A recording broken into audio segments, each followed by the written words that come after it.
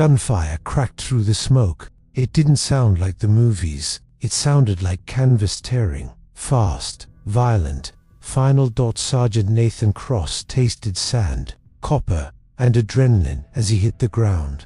Someone was screaming, but in the chaos of Fallujah, 2004, the terrifying part wasn't the screaming. It was realizing it wasn't one of his men. Movement. Second floor. Corporal Ramirez shouted over the radio. Cross lifted his M4 rifle. The optic was coated in a thin layer of grit. In the broken window above, a figure appeared. The silhouette of a fighter, but something was wrong. The figure was thin, shaking, barely able to hold the rifle. Too thin, too young. The shot rang out. The figure dropped. Silence fell over the courtyard. And then came a sound Sergeant Cross would never, ever forget. 3 hours earlier, the world was quiet. Cross sat on the lowered tailgate of a Humvee. In his hands, a worn, creased photograph. His daughter, Lily, 5 years old. The kind of anchor a man needs when he's floating in a sea of violence. "You going soft on us, Sarge?" Corporal Devon Cole leaned against the armor plating, chewing on a matchstick. Cole was 22, built like a linebacker, and practically married to the infantry. Cross smirked, carefully folding the photo and sliding it into the breast pocket of his tactical vest right over his heart. "You'd go soft too if you had someone waiting." Cole. "Nah," Cole grinned. "I got a dog. Dogs don't ask you to talk about your feelings." Laughter rippled through the squad. A brief, fleeting moment of humanity. But beneath the jokes, everyone felt the electric hum of anxiety. The intelligence briefing was grim. Insurgents were heavily stockpiling munitions inside a dense residential block. Tight streets, kill zones, civilians mixed in with combatants. It was the kind of mission where the rulebook got thrown out the window the second the first shot was fired. Cross stood up. The humor vanished from his eyes. He looked at his squad 5 men who trusted him with their lives. "Rules are simple," Cross commanded, his voice carrying over the idle hum of the diesel engines. "Clear, confirm, move. We check our targets. No cowboy stuff. We all go home." They nodded, but none of them knew that the mission would break every rule they had. Room by room, alley by alley, the tension was a physical weight.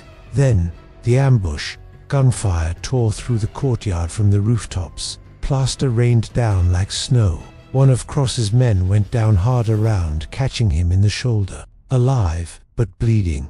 Through the smoke, Cross saw the shooter. Second floor. It was a skinny frame. The old Soviet rifle looked comically large in his hands. The shot Cross took wasn't a choice. It was pure muscle memory. Training. Reflex. The figure fell backward into the shadows. And then came the crying.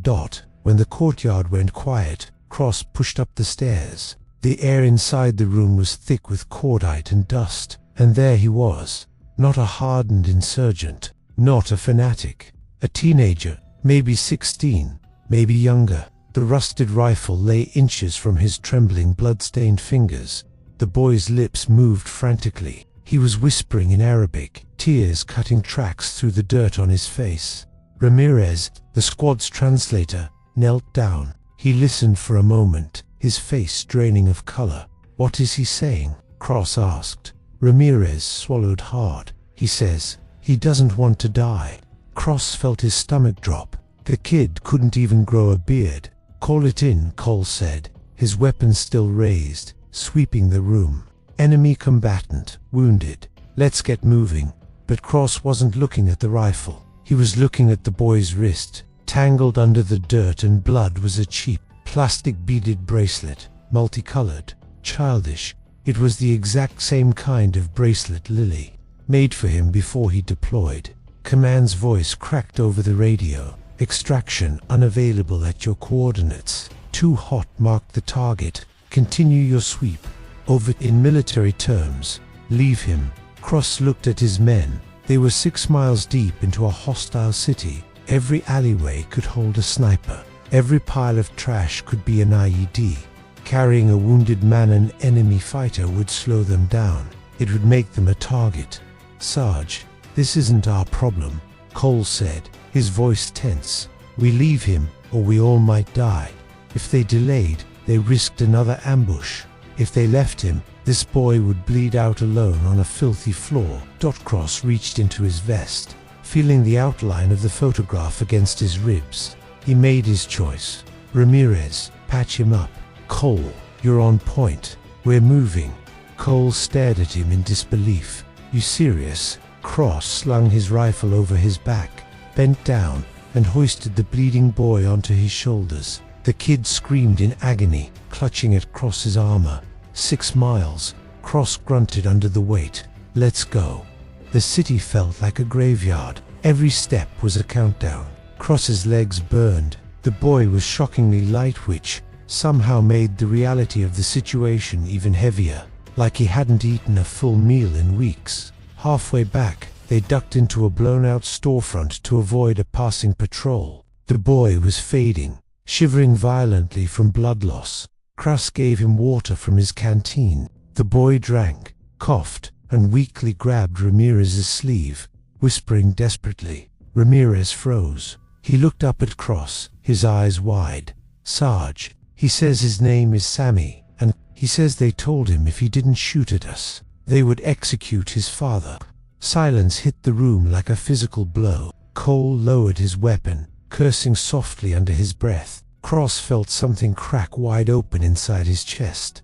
This wasn't a radical, this was a terrified kid, forced at gunpoint into a war he didn't understand. Cross thought about Lily. If someone put a gun to her head and told him to shoot, what would he do? At mile 5, the illusion of safety shattered. Insurgents spotted them. Contact left. Cole roared, returning fire. Cross threw himself over Sammy, shielding the boy's body with his own Kevlar. Dust choked the air. Bullets skipped off the pavement. Fall back, Cross yelled, dragging himself up. He hoisted Sammy once more. His shoulders screamed in agony. His vision blurred at the edges. 6 miles was starting to feel like 60. With a mile left, Cross collapsed to one knee. His muscles simply stopped working.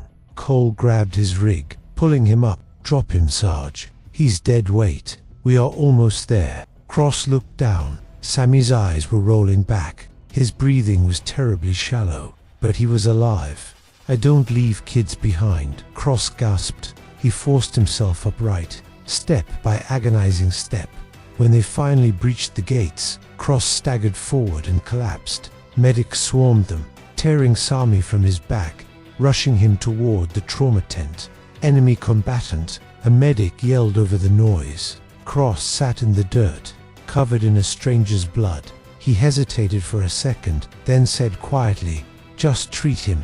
The fallout was immediate. Command was furious. Cross was reprimanded for endangering his unit and disobeying protocol.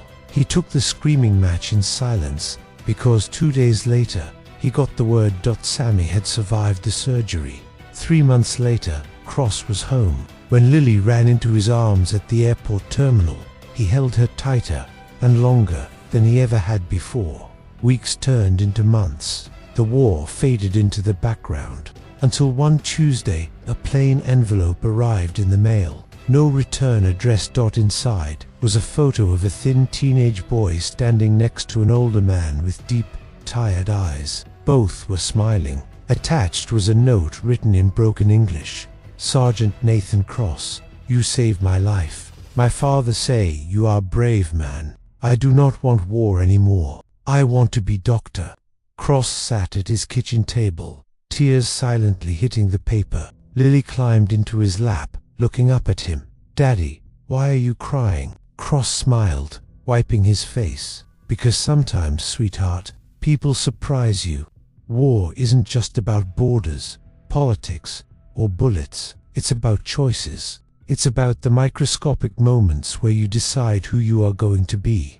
Sergeant Nathan Cross could have left a wounded enemy behind on that floor. No one would have blamed him. No one would have ever known. But 6 miles is a long way to carry a man, especially when that man was supposed to be your enemy. Years later, Cross would say he doesn't remember the gunfire from that day. He doesn't remember the heat. He just remembers the weight and the terrifying, beautiful moment he realized The kid on his shoulders wasn't the enemy.